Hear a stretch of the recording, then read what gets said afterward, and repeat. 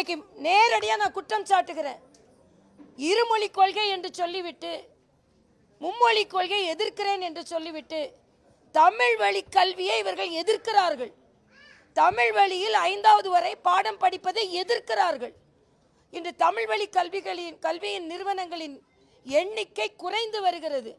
தமிழ்நாட்டில் மட்டும்தான் தமிழே படிக்காம உயர்கல்வி வரைக்கும் போக முடியும். இதை நாங்கள் வன்மையாக கண்டிக்கிறோம். இன்னைக்கு தமிழ் புறக்கணிக்கப்படுகிறது, தமிழகம் வஞ்சிக்கப்படுகிறது, அடையாளங்களை நாங்கள் இழந்து கொண்டிருக்கிறோம்னு சொல்றீங்களே.